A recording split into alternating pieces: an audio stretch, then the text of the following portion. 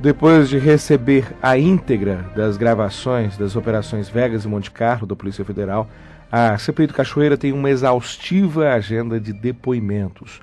No total, 9 pessoas ligadas aos governadores do Distrito Federal e de Goiás deverão depor a partir de hoje. O material estava com a Justiça Federal em Goiânia e foi trazido à Secretaria da Comissão na última quinta-feira pelo próprio relator do colegiado, deputado Odair Cunha, do PT Mineiro. A expectativa é de que esses dados ajudem nas investigações da CPI, que tem encontrado dificuldade diante do silêncio dos depoentes. O senador Pedro Taques, do PDT de Mato Grosso, um dos mais atuantes membros da CPI, está na ponta da linha e nos dá outras informações sobre as perspectivas e faz também um balanço dos trabalhos até agora. Muito bom dia, senador Pedro Taques, um enorme prazer tê-lo conosco. Bom dia, um prazer, estou à sua disposição. Bom, senador, a agenda da CPI dessa semana é bem cheia, vai ser de muito trabalho se os depoentes resolverem falar. Mas 4 depoentes já conseguiram no Supremo uma garantia de que não serão presos, né, se optarem pelo direito de permanecer em silêncio. Diante disso, o que o senhor acredita que vai ser essa semana? O melhor já é começar a se debruçar mesmo sobre a papelada e sobre a íntegra dessas escutas que acabam de chegar à CPI?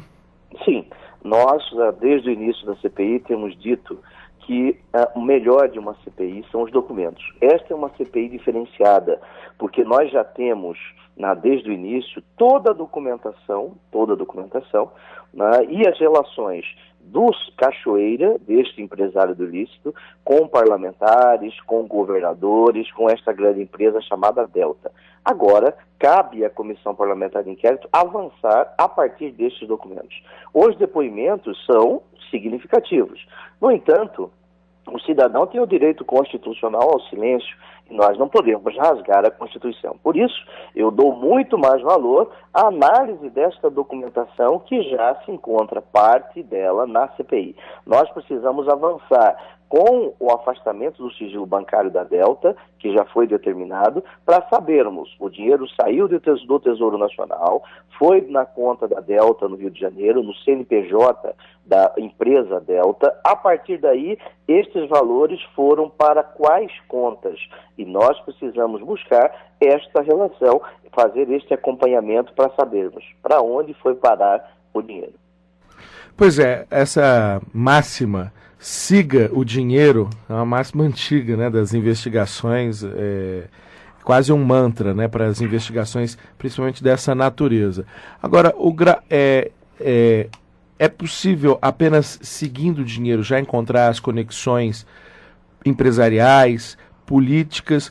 Não é acreditar que a Delta não teria se valido de uma sofisticação muito grande para escamotear isso?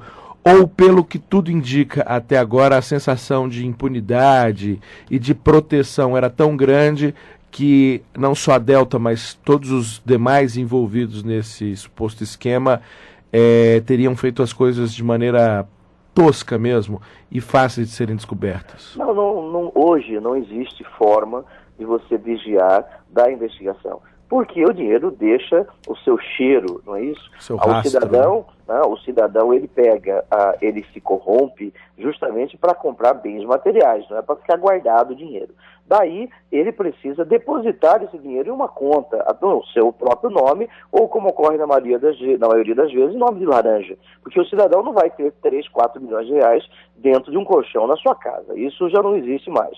É lógico que muitas destas movimentações são feitas em cash, em dinheiro vivo, mas ele precisa ser retirado de algum lugar. Eu penso que a documentação demonstrará este caminho, né? E nós seguiremos o dinheiro para saber que esses valores.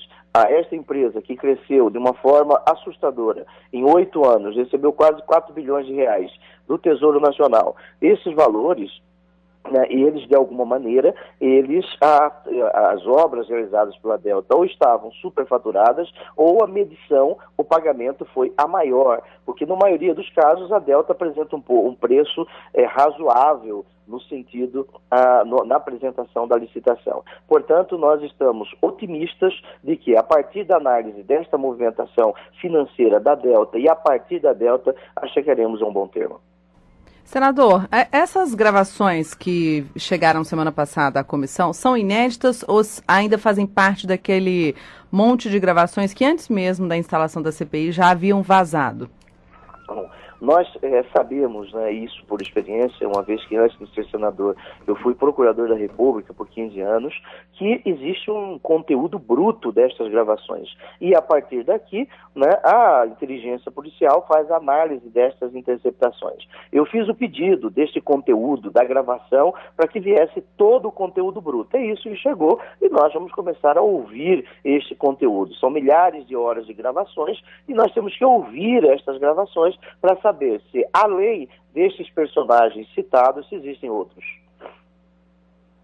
Agora, senador Pedro Tax, a reunião de hoje deve ser marcada em alguma medida por um constrangimento, porque o presidente da comissão, o senador Vital do Rego, do PMDB da Paraíba, vai ter que iniciar a reunião tendo que explicar ou dizer que providência está tomando em relação ao assessor que foi flagrado numa conversa com um proeminente integrante do grupo do Cachoeira, né, pedindo dinheiro. Como é que fica essa questão específica da CPI a partir de agora? Sim, penso que o senador Vital ele explicará este caso, que inicialmente é grave, mas se você ouvir esta gravação, né, o cidadão ligado ao Cachoeiro, ele não sabia nem o nome do senador. Mas isso merece explicação, sem pré-julgamento. Penso que o senador Vital do Rego trará estes esclarecimentos. Outra questão importante, senador Pedro Tax, o contraventor Carlos Cachoeira, há notícias de que agora ele está praticamente sobre remédios psiquiátricos, já tem demonstrado que está perdendo o equilíbrio emocional. Essa pressão sobre ele, natural que ocorra em boa medida, principalmente depois de reiteradas negativas de soltura, o senhor acha que pode acabar ajudando em alguma medida as investigações? Como é que isso pode ser, entre aspas, usado sem, obviamente, ferir a dignidade humana, que eu sei que o senhor é uma pessoa que preza muito as garantias, nossas garantias constitucionais de defesa da pessoa? Eu penso, amigo, que o Cachoeira seria interessante que ele falasse, não é isso? Ele está numa situação que a CPI não está investigando, porque ele está já processado na 11ª Vara lá em Goiás. A sua situação lá em Goiás é uma situação já complicada. Então, queremos crer que se o Cachoeira abrir a boca, falar, abrir seu coração, né, para a CPI, isso seria interessante. Mas eu penso também que isso não ocorrerá, porque ele está muito bem assessorado por um grande advogado, porque se o Cachoeira abrir a boca, muitas casas cairão.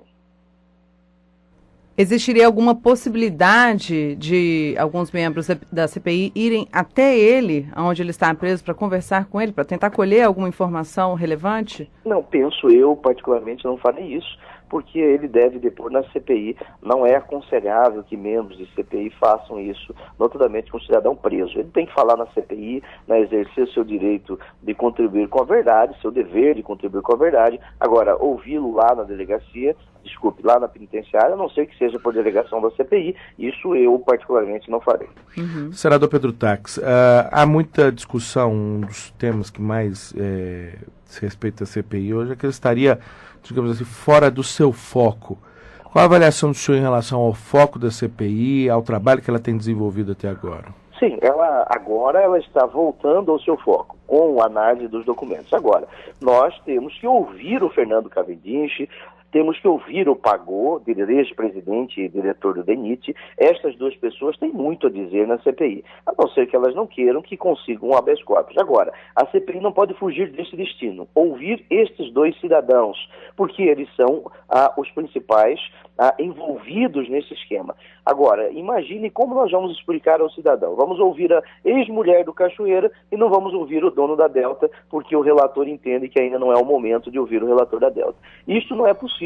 Isto foge da razoabilidade. Temos que voltar numa reunião administrativa para ouvirmos o Fernando Cavendish e o Pagô. Penso que o destino, o melhor caminho da CPI seja este, somando com a documentação bancária da Delta que já existe na documentação que o Banco Central enviou. Pois é, senador Pedro Tax, mas os requerimentos para a convocação deles dois já foi negado uma vez. Como proceder para que eles possam contribuir com a CPMI?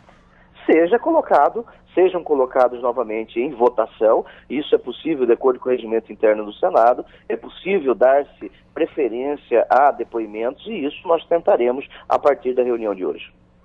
Quais as perspectivas que o senhor aponta para a CPI, senador? As perspectivas, hoje, né, nós temos um grupo de deputados e senadores que estão buscando fazer com que a CPI encontre este caminho, o caminho da verdade. Nós não podemos esconder o que quer que seja. O caminho da verdade é a relação entre a Delta e parlamentares, a relação entre a Delta e agentes políticos. Porque, como eu disse, o Cachoeira já está processado em Goiás.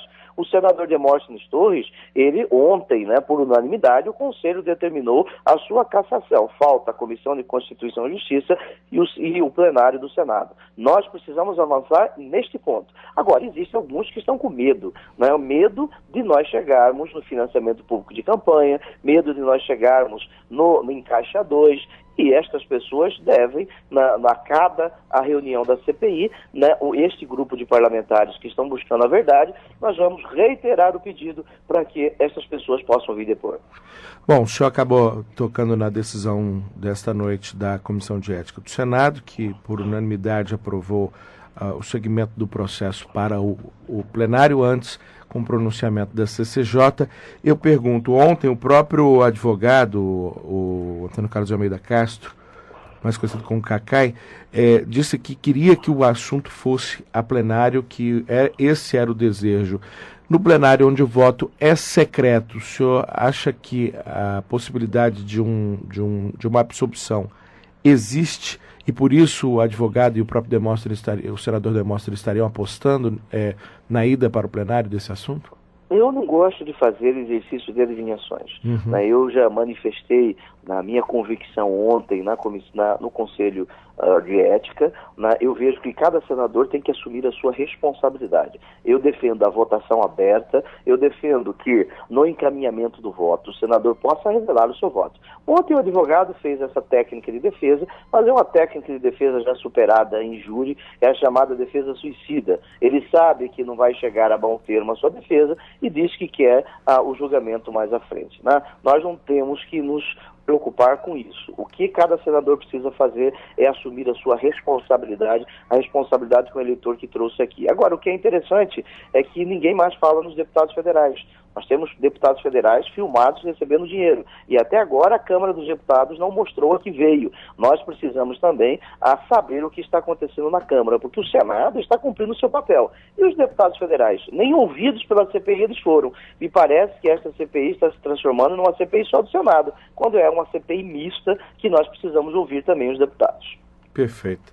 Bom, e nós, inclusive, estamos acompanhando para e passo as decisões tomadas pela Corregedoria em relação a esses assuntos. Fica, inclusive, a boa dica, a boa pauta para que nós voltemos a esse assunto, senador Pedro Táxi. Mais uma vez, muitíssimo obrigado pelas suas considerações, senador. Um bom dia, um bom trabalho, uma boa semana de trabalho, semana pesada de trabalho na CPI do Cachoeira. Muito obrigado, eu estou à disposição e parabéns pelo trabalho de vocês.